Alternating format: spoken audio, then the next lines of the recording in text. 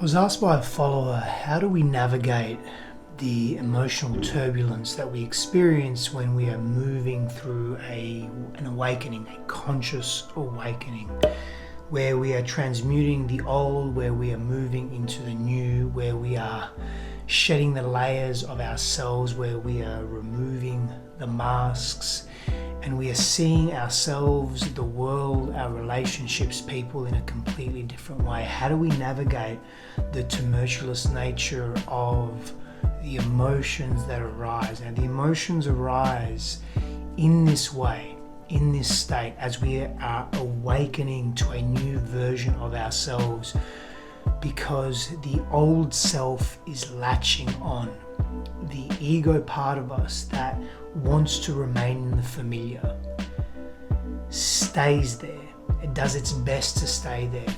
And one of the tools or soldiers that it uses is the emotional body. And the emotional body will experience volatility, and it will be extremely painful. It will be darkness that we experience, sadness, rage, anger, tremendous doubt about who we are, the path that we are taking, the choices that we are making. And these emotions come up and they become so overwhelming when we're at this place of what do I do next, that the old brain and the old self says, well, why don't we just take a step back, stop the growth business, stop thinking about a new way of being, and just go back to what's familiar. And the intensified emotions support this journey. They support this moving back into the old. I remember in my life, so many times I'd reached a point of extreme pain. I'd reached a point of, I don't know what to do, I don't know where to go, I'm stuck with where I am. I'm feeling all the feels, the deep sadness, the depression, the suicidal thoughts, the anger, the rage, the frustration, the extreme doubt of where I'm going, but also who I'm being in this moment. And this overwhelming concoction of various emotions, grief being one of them as well. Grief of letting the old go, letting the old ways go, whether it's the old ways of hiding, of deception, of lies, of being so angry and so agitated all of the time, or at least most of the time. And for most of my life, I'd reached this very intense place of these emotions are too overwhelming. These emotions are way too much. What do I do with them? Well, I'm not going to actually do anything with them. I'm just going to go back to how I was, because although that's uncomfortable, it's familiar. It's known to me. I don't have to battle this new terrain, explore and navigate this new way of being. And that often becomes more challenging than being in very uncomfortable places within yourself, within your life, where your relationships are suffering, where your relationships are subpar, they're not quality relationships. And so I found myself being on repeat, moving into, okay, I'm ready for some change. Change got too much. It became too intense, too painful. And what did I do? I reverted back. I reverted back to what I knew. And so when this person reached out to me earlier today and they asked, how do I navigate the emotional turmoil, and I'm paraphrasing here, the emotional turmoil that comes from awakening and change and being on this new journey of rediscovering myself and discovering new aspects of myself, I sat with that for a moment and I reflected on my own life and the thousands of people that I've also worked with. And I came to this conclusion. The only time we're able to really navigate these tumultuous and turbulent emotions, these volatile emotions that we experience, remember, that spring up to almost deter us. It's a defense mechanism to protect us from going into the unknown, which feels very overwhelming. So we overwhelm ourselves even more to get pulled back into what's familiar. And the only times I've been able to transcend those moments and deal with the emotional turbulence is a few ways. But firstly, it's surrender. I had to fully surrender and accept where I was. I also had to surrender to any potential outcome. I detached myself. I had non-attachment. I had a practice of non-attachment to how this process had to look. I also surrendered to the fact that I felt like I may end up in a mental asylum, that I may lose my mind.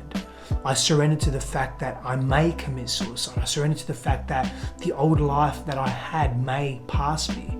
I may have to leave it. That means I may have to leave friendships that were very important to me, or at least I perceive them to be very important to me. It means that I would have to leave old behaviors behind that I was so attached to because I identified with them. My entire being and notion of who I was tied up in these actions, these behaviors. For example, I would be that person that would not be able to be honest in relationship. I would be unfaithful in relationship. I had to wear certain masks in terms of false bravado or how I appeared to others. I had to appear to have a certain status or wealth in the world so others would see me a particular way. I was insecure, ignorant to that, yet I masked it with false bravado and pretense, false pretense around the courage that I had in the world. So I presented one way of being but was another. What would happen if I removed those masks? How would people perceive me? I had to let all of that go. So surrender plays a big role in that, and it's not an easy decision to make that. It took me many, many years of trial and error, going back and forth within myself. Second thing is to really move through that emotional volatility. When we're experiencing an awakening, we have to have support.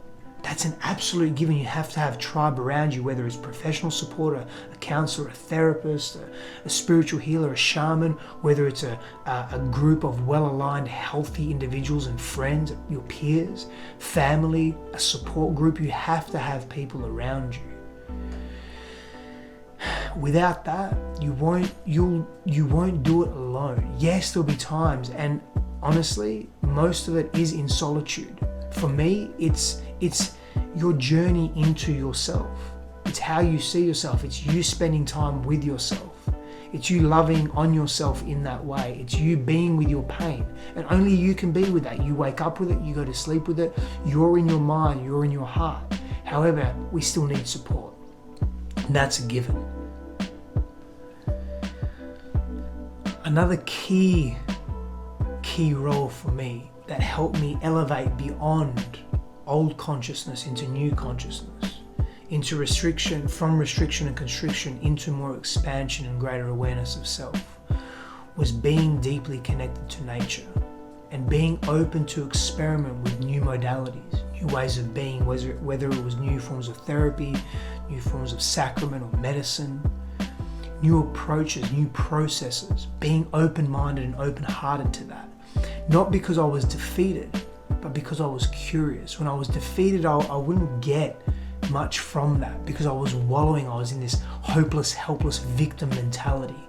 And you'll cycle through that. That's part of the emotional turbulence. And when you have that support in your life, you'll be able to gain greater perspective. They will provide perspective into your life. They will be outside looking in. You will then transmute that into inside looking out.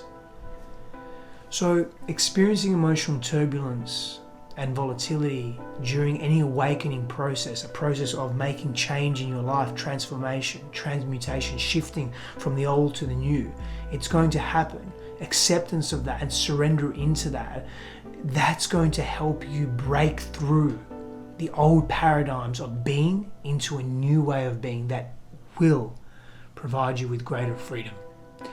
Power and blessings to you, people. I'll see you soon.